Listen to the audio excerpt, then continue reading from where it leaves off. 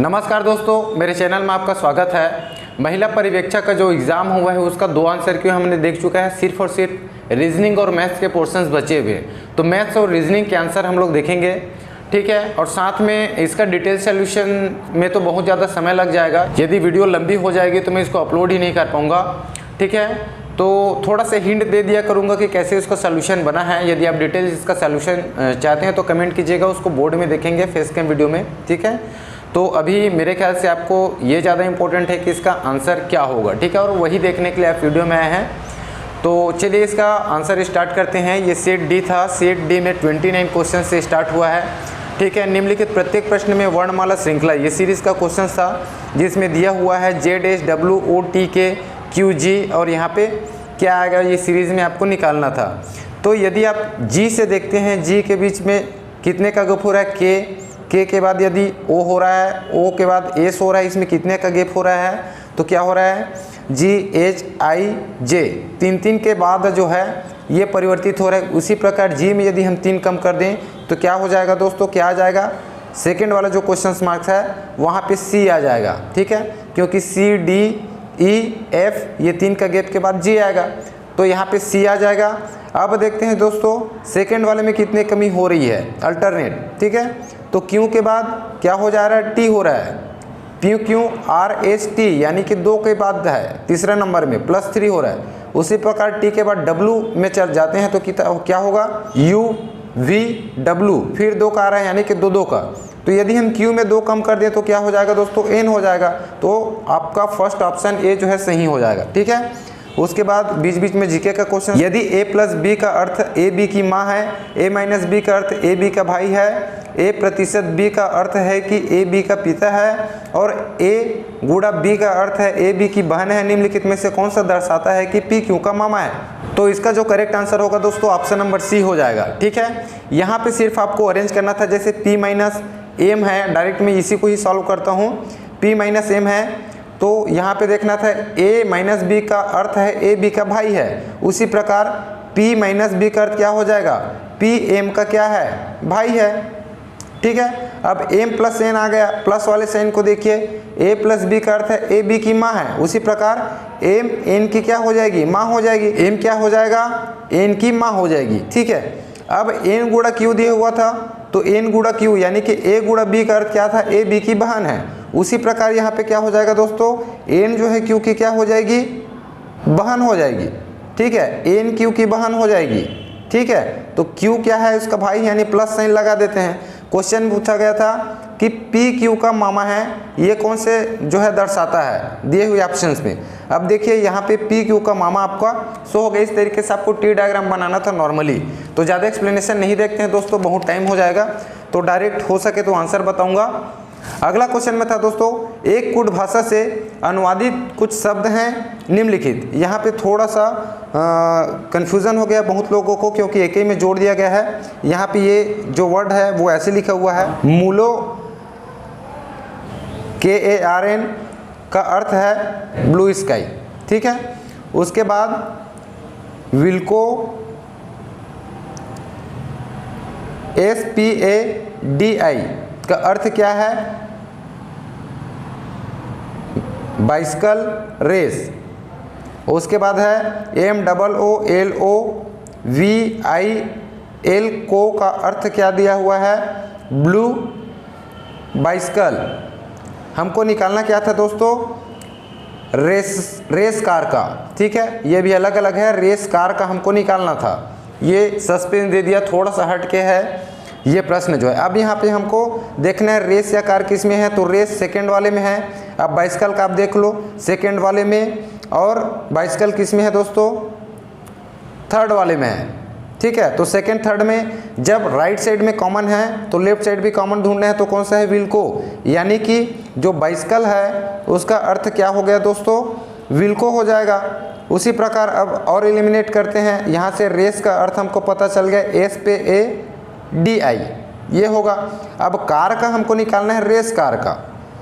और कुछ हम लोग यहाँ से एलिमिनेट कर सकते हैं क्या, तो थर्ड और फर्स्ट में देखो ब्लू ब्लू है, ठीक है। तो यहाँ पे क्या हो जाएगा, ब्लू का अर्थ क्या हो गया, मूलो निकल के आ रहा है। बाकी कुछ वर्ड दिए ही नहीं है, सिर्फ हमको एक रेस का पता चल गया क्या हो रहा है, SPADI। ठीक है, तो दिए हुए ऑप्शन में SPADIVOLO जो है इसका करेक्ट आंसर हो जाएगा। क्यों होगा दोस्तों, क्योंकि यहाँ पे SPADI भी है लेकिन विल्को मतलब कि VILKO का अर्थ हम लोग निकाल चुके हैं, क्या, बाइसिकल। हमको निकालना है यहाँ पे कार का। ठीक है, रेस का हमको पता चल गया था, तो बी वाला नहीं होगा, इसका ऑप्शन डी हो जाएगा। अगला क्वेश्चन रीजनिंग में था, त्रिभुजों की संख्या काउंट करने वाला, इसका करेक्ट आंसर जो है ऑप्शन नंबर डी होगा 14। इसमें 14 त्रिभुज हैं। नॉर्मल आपको देख लेना है, पहले छोटे आकृति के देखना है, 1 2 3 4 5 6। ठीक है, उसके बाद 2 2 मिलकर बना है उसको देखना है, फिर 3 आकृति मिलकर बना है, फिर 4 आकृति मिलकर बना है। उन त्रिभुजों की संख्या क्या आपको देखना था। टोटल आप काउंट करेंगे तो आपका 14 निकल के आ जाएगा। ठीक है, इसका करेक्ट आंसर 14 हो जाएगा।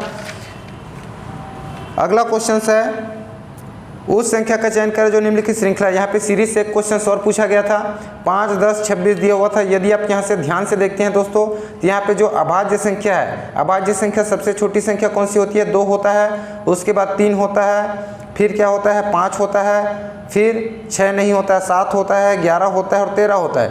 इन सभी का वर्ग किया गया है और एक एक जोड़ दिया गया है। ठीक है, अभाज्य संख्या का वर्ग करके एक एक जोड़ दिया गया है। जैसे कि यहाँ पे करते हैं, 2 2 4 1 5 हो गया, यहाँ पे 3 का वर्ग है, 3 3 9 1 10 हो जाएगा। उसी प्रकार इसमें 5 5 25 प्लस 1 हो जाएगा। तो 5 के बाद अगला अभाज्य कौन सा होता है, 7 होता है, तो 7 7 49 प्लस 1 क्या हो जाएगा, अगला सीरीज में 50 हो जाएगा। ऑप्शन नंबर बी जो है करेक्ट हो जाएगा इसमें।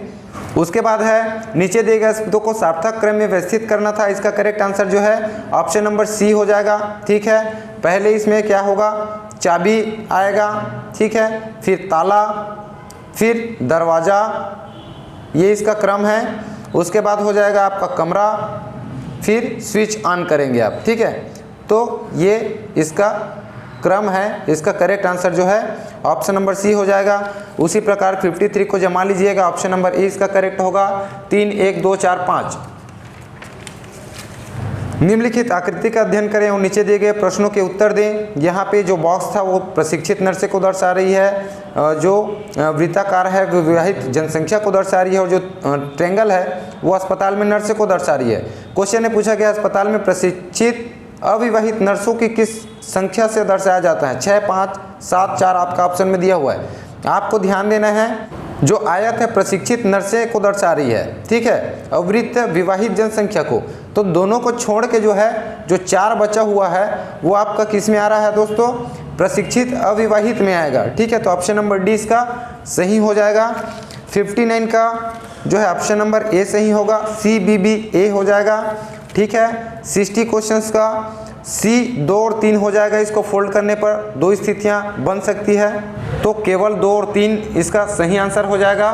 ठीक है, डायरेक्ट आंसर देखते हैं दोस्तों, क्योंकि एक्सप्लेनेशन में बहुत लंबा वीडियो बन जाएगा।